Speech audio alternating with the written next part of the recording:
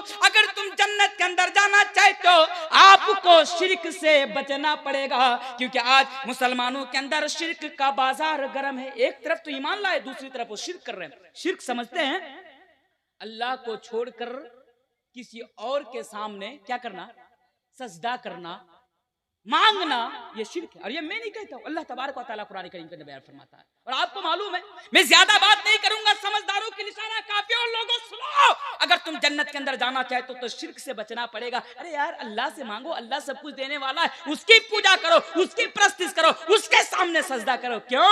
उसके अलावा जो तुम उसके पास जाते हो ना, किसी और के पास जो जाते हो ना, रब कुरान करीम के अंदर बयान फरमाता है, हवाला नोट करो, सूरतुल हज के अंदर अल्लाह तबारक व तआला बयान फरमाता है, वल्लज़ीना तदऊना मिन दुनिल्लाहि ला यखलुकू ज़ुबाबन वला इज्तमाउ लहू।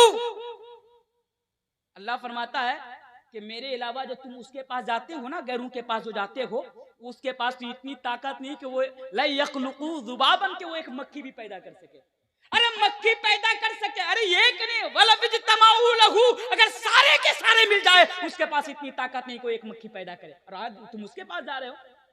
अल्लाह ने आगे यहां तक बयान फरमाया, मक्खी पैदा करना तो बड़ी दूर की बात। अगर मैं गलत बोल रहा हूं, जाओ हवाला दिया, कुरान खोलो। अगर तुमको लगे कि नहीं मौलाना कुरान से बाहर जाकर बात कर रहा है, तो आओ मेरी गर्दन काट दो, मैं उफ तक नहीं कहूंगा। मैं आपको हक देता हूं कि अगर मैं कुरान से जाकर बाहर बात करता हूं तो आओ, आप मुझे जो सजा देना चाहे तो मैं सजा पाने के लिए तैयार हूं। कहां जा रहे हो? आज जन्नत में जाना चाहते हो तो आपको शिर्क से बचना पड़ेगा, क्योंकि शिर्क सबसे बड़ा गुनाह, सबसे बड़ा। अरे ये जिसके बारे में अल्लाह तबारक व तआला कुरान करीम के अंदर सूरतुल फातिर के अंदर बयान फरमाता है कि मा यमलिकून मिन क़ित्मीर, कि वो खजूर के गुठली के ऊपर जो छिलका होता है ना, छिलका, झल्ली या झिल्ली जो भी बोलते हैं आप लोग, ये जो होता है ना, उसका भी मालिक नहीं है। और तुम आज जा रहे हो उसके पास मांगने के लिए, अल्लाह को छोड़ करके। नहीं, अल्लाह से मांगो, शिर्क से बचो, क्योंकि शिर्क, और यही शिर्क की बात कर रहा हूं जिसके बारे में हमारे आखिरी नबी जनाब मोहम्मद रसूलुल्लाह सल्लल्लाहु अलैहि वसल्लम ने बयान फरमाया है। किसको? हजरत मुआज इब्न जबल को। और लोगों सुनो, मुसलमान होने के बावजूद भी, ईमान वाला होने के बावजूद भी आज तुम शिर्क के कामों में मुब्तला हो। सुनो, अल्लाह के प्यारे नबी, मुस्नद अहमद की सही हदीस है, मुस्नद अहमद खोलिए आपको यह हदीस मिल जाएगी। हजरत मुआज इब्न जबल बयान फरमाते हैं, औसानी रसूलुल्लाह सल्लल्लाहु अलैहि वसल्लम बिअशरी कलिमात, अल्लाह के प्यारे नबी जनाब मुहम्मद रसूलुल्लाह सल्लल्लाहु अलैहि वसल्लम ने हमें 10 चीजों की वसीयत की। कितनी चीजों की? 10 चीजों की वसीयत की।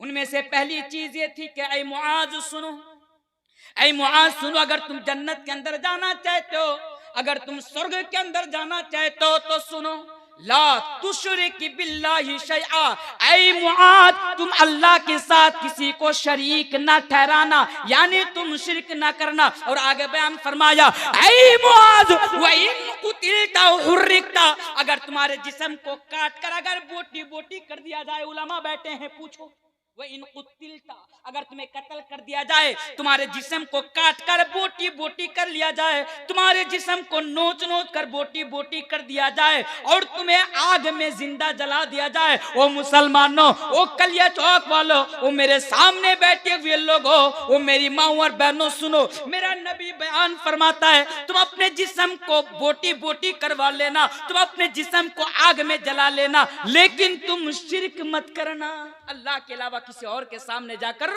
सजदा नहीं करना। नहीं बता रहा, नहीं, अल्लाह के प्यारे नबी जनाब मोहम्मद रसूलुल्लाह सल्लल्लाहु अलैहि वसल्लम बयान करते हैं। और इस हदीस को सामने रखकर आज मैं उन लोगों को जवाब देकर जाना चाहूंगा। उनको, किनको, मैं नाम नहीं ले रहा हूं किसी के बारे में, उनको आज कहते हैं हिंदुस्तान में रहना होगा तो हमारे मंदिर में आके सजदा करना पड़ेगा। तेरा बाप का हिंदुस्तान है, तेरा बाप का है, तू ठेका लेके रखा है, तू किसे हिंदुस्तान में रखेगा, किसे हिंदुस्तान में नहीं रखेगा। कहता है हिंदुस्तान में रहना होगा तो राम राम का नारा लगाना होगा, हिंदुस्तान में रहना होगा तो हमारे राम के सामने आकर तुम्हें सजदा करना होगा। अरे बेगैरत, तो सुनो, अरे तुम तो क्या, तुम्हारे बाप के अंदर भी ये मजाल नहीं कि तू मुसलमान से तू किसी और के सामने, अल्लाह को छोड़कर किसी और के सामने तू सजदा कराए। हम मुसलमान हैं, ईमान वाले लोग हैं, हमारी तारीख उठाकर पढ़ो, तुम्हें पता चलेगा कि मुसलमान फांसी के फंदू पर लटक गए, लेकिन अल्लाह को छोड़कर किसी और के सामने सजदा नहीं किया। आज भी अगर जरूरत पड़ेगी हम अपनी गर्दन कटाने को तैयार हो जाएंगे, लेकिन अल्लाह को छोड़कर किसी और के सामने सजदा नहीं करेंगे। बोलिए इंशाअल्लाह, ये ईमान का तकाजा है। ये शिर्क से बचने की तालीम है।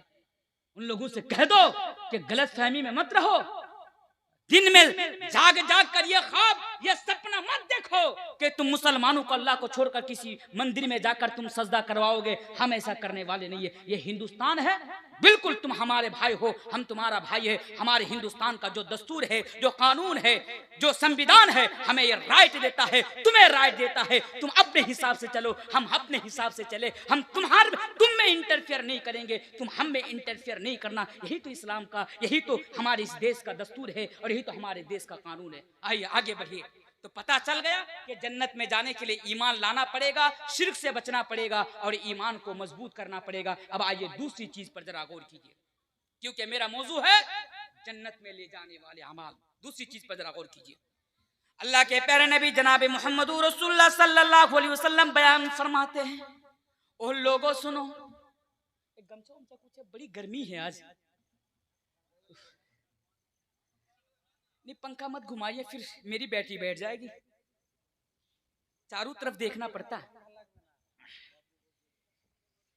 अच्छा जो बोल रहा था, अब आइए दूसरी चीज पर। बात समझ रहे हैं ना आप लोग? चलिए सुनिए, सही हदीस है ये भी जो बयान करने जा रहा हूं। अगर जन्नत में जाना चाहते हैं, कितना खूबसूरत वाफर देकर जा रहा हूं, अल्लाह के नबी ने जो दिया मैं आपके सामने रख के जा रहा हूं, आप इस पर अमल कर लेना।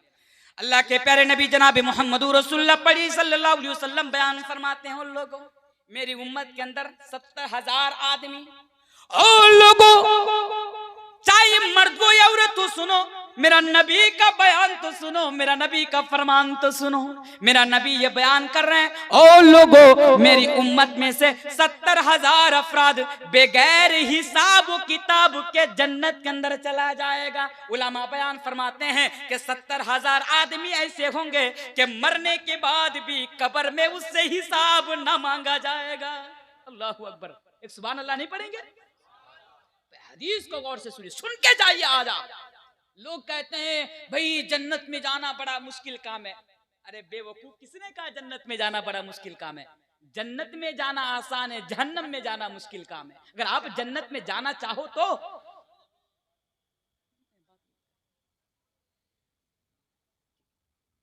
लास्ट में दुआ कर दूंगा।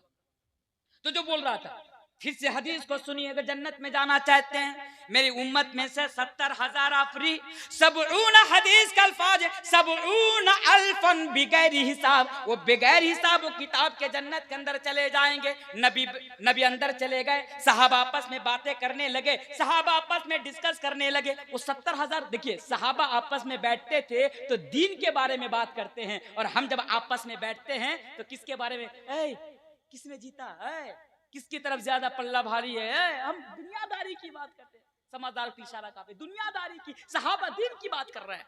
नबी ने बयान करके चले गए अंदर में, सहाबा डिस्कस करने लगे वो कौन होंगे जो 70,000 आदमी बगैर हिसाब और किताब के जन्नत में चले जाएंगे। नबी फिर आए, कहा क्या कर रहे हो? कहा अल्लाह के नबी हम लोग डिस्कस कर रहे हैं कि कौन 70,000 हैं जो बगैर हिसाब और किताब के जन्नत में चले जाएंगे। अब हदीस को सुनिए। अल्लाह के नबी ने तो नाम लेकर नहीं बताया, अल्लाह के नबी ने नाम लेकर नहीं बताया। जो गांव के अंदर जो मौलवी होगा वो चला जाएगा, या जो ऐसा होगा वो चला जाएगा। अल्लाह के नबी ने नाम लेकर नहीं बताया, बल्कि अल्लाह के नबी ने 4 पहचान बता दी, उन लोगों की 4 क्वालिटी बता दी, और कहा कि जिसके अंदर भी ये 4 निशानियां पाए जाएंगी, जिनके अंदर भी ये 4 क्वालिटीज होंगी, वही बगैर हिसाब किताब के जन्नत में चला जाएगा। अब वो कौन, वो 4 किस्म के लोग कौन? वो मेरे भाइयों, आओ मैं तो हदीस पढ़ के जा रहा हूँ, बुरा मत मानना, मेरी बात को दिल पर मत ले लेना। मैं आपके सामने एक सच्चाई बयान करके जा रहा हूँ, बुरा मत मानना, मैं पहले कह रहा हूँ, दिल पे मत लेना। आज मेरी उम्र लगभग 26 साल है, 26-27 साल का मैं हूँ अल्हम्दुलिल्लाह। 26-27 साल के अंदर आज मैं 10 साल से मेरे भाइयों हिंदुस्तान की कई स्टेट के अंदर मैं प्रोग्राम कर चुका हूं, कम से कम 1000 से भी ज्यादा मैं प्रोग्राम कर चुका हूं अल्हम्दुलिल्लाह। मेरे पास ये तजर्बा है, और तजर्बा को सामने रखकर ये बात बता कर जा रहा हूं। जहां भी जाता हूं, मौलाना साहब इसके बारे में नहीं बोलना, मौलाना साहब इसके बारे में नहीं बोलना, मौलाना साहब इसके बारे में नहीं बोलना। क्यों नहीं बोलूं? कहते हैं आप अगर बोलेंगे तो उसको बुरा लग जाएगा। मैंने कहा अगर बेनमाजी को बेनमाजी बोलूं, चोर को चोर बोलूं तो उसको बुरा ही लगेगा। फिर बोले क्या ये बताए? कि बेनमाजी जन्नत में जाएगा? क्या ये बताए चोर जन्नत में जाएगा? मेरे भाई सही तो बोलना पड़ेगा ना, हक तो बोलना पड़ेगा ना, हक बोलना पड़ेगा। हक सुनने के लिए तो आप यहाँ पर मौजूद है, हक सुनने के लिए ही तो आप यहाँ पर आए, हक बताने के लिए, हक सुनने के लिए ही तो इतना पैसा खर्च करके जलसा सजाए। क्या ये मकसद नहीं है? तो सुनो, बुरा मत मानो। तो 4 किस्म के लोग कौन? अल्लाह के प्यारे नबी जनाब मोहम्मद रसूलुल्लाह सल्लल्लाहु अलैहि वसल्लम बयान फरमाते हैं, हुमुल्लज़ीना ला यरक़ून वला यस्तरक़ून वला यततय्यरून व अला रब्बिहिम यतवक्कलून। वो 4 किस्म के लोग कौन? जो हुमुल्लज़ीना ला यरक़ून, जो झाड़ फूंक नहीं करवाते होंगे। झाड़ फूंक समझते हैं? हाँ, एक सूरत तो जायज है, एक सूरत दम करना, कुरान की आयतों को पढ़कर दम करना ये जायज है, लेकिन अल्लाह माफ करे आज हमारे समाज में झाड़ फूंक के नाम पर जो शिर्क हो रहा है और झाड़ फूंक के नाम पर जो आज यानी जो कुफरिया कलिमात जो बोला जाता है या झाड़ फूंक के नाम पर जो गुनाह का काम किया जाता है, मेरे भाई वो अपनी चरम सीमा पर है। झाड़ फूंक के नाम पर हाँ, हमारे घर की औरत को जिन्नात ने पकड़ लिया। किसने पकड़ लिया? जिन्नात ने पकड़ लिया। अच्छा, जिन्नात भगाएगा कौन? चलो मौलवी साहब के पास चलो। अब मौलवी साहब सामने बैठा कर 40 दिन तक सिर्फ उसको झाड़ फूंक करते जा रहे हैं। अगरबत्ती जलवाओ, हाँ लाल साड़ी खरीद के दो। क्यों भाई? काली साड़ी देने से नहीं चलेगा? बोला नहीं, लाल साड़ी चाहिए, लाल मिठाई चाहिए, अगरबत्ती जलवाओ, धूप जलवाओ, ये जलवाओ। आज झाड़ फूंक के नाम पर ये हो रहा है कि नहीं हो रहा है समाज के अंदर? भाई बंद करो इसको। अगर जन्नत के अंदर जाना चाहते हो बगैर हिसाब किताब के तो बंद करो ये नाटक। और आपको मालूम है इसका रिजल्ट क्या सामने आ रहा है? कई जगहों से ये खबर सामने आई कि मेरी बीबी जा रही थी झाड़ फूंक कराने के लिए एक कबीराज के पास, एक ओझा के पास। कुछ दिनों के बाद पता चला कबीराज भी गायब, बीबी भी गायब।